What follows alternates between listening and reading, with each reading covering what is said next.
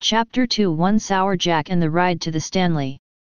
Everyone has their own morning after ritual, and when I say the morning after, I am referring to that moment of the 3 Rs after drinking. We each go through a few moments of retrogression, reflection, and retardation. No matter what fun little number you put this stuff in, alcohol will burn holes in your soul and help you get a little closer to the devil. As many before me and so many after me, I bite back with the hair of the dog, a milder one, mind you. One sour jack. No more no less. Anything more made me feel like a flaming alcoholic, and anything less made me feel like I had a monkey beating a tambourine. I always hated leaving a hotel for another, leaving your momentary home in hopes of finding another.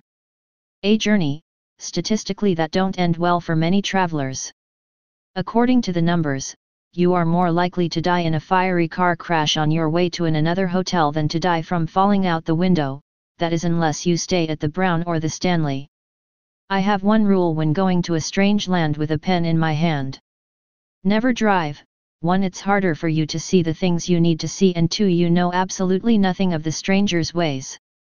A writer should always find the oldest, most jacked up driver he or she could find. You know the type. A retired truck driver turned cabbie, burned out on life, fueled by interstate mud or some other more aggressive substance, and full of stories.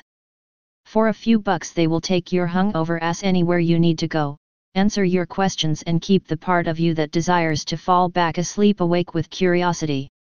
After all, what brings you to a strange land? The people and the stories. My family, at least most of them, were careful Yanks. However, I was born across the Mason-Dixon line with a Dixie cup in my right hand. So even that I was born as a Southern, Northern ways affected my life courses. You will have to trust me when I say growing up a mutt of the South has its drawbacks. But the further you go west, things start to change. What's normal for me starts to become strange and odd. Once you hit Colorado, you're pegging that strange-o-meter, and once you pull into California, you have done broke that fucking thing. But this is a good thing, for me anyway. I like the wind of change from time to time. This is the capstone of my mental incitement, something that can't be found, it must be discovered. Once you find the top, you must dust the top off and dig deep, my friends. Because understanding is key. Looking back, a lot of places should have been home, a lot of places felt like home, and a lot of places were home for a while. But life keeps us in a constant state of motion, filling our human heads with wonders and ideas. My cabbie turned out to be an older balding man named Willie, who used to be a truck driver, that got busted with 50 kilos of cocaine with the hammer down flying out of Mexico. When asked why he wasn't living in prison, he said he told them his old lady made him do it.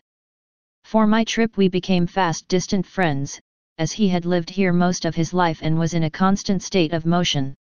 The trip from the Brown to the Stanley takes about 2 hours, this is without stopping and consuming the splendor of this new world.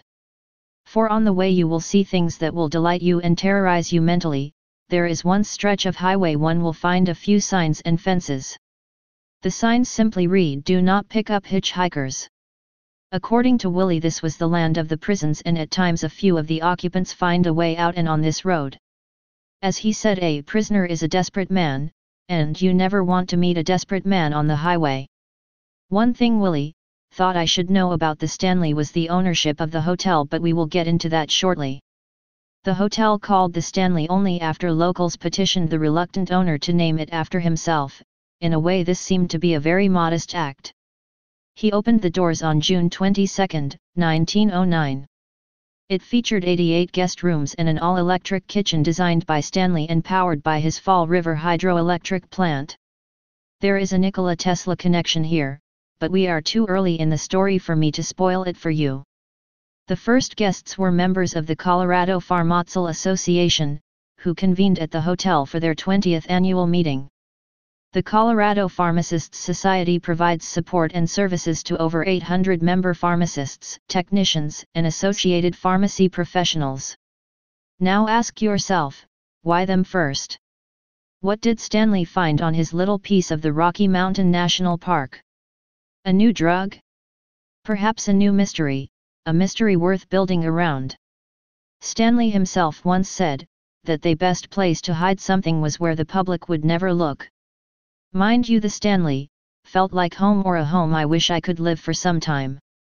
Complete with a 9-hole golf course, tennis courts, lawn and indoor bowling, croquet, and billiards.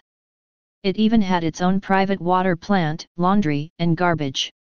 Once could live here for a very long time, if the world ever went to hell. As my driver pressed the gas pedal, the Stanley grew on the horizon.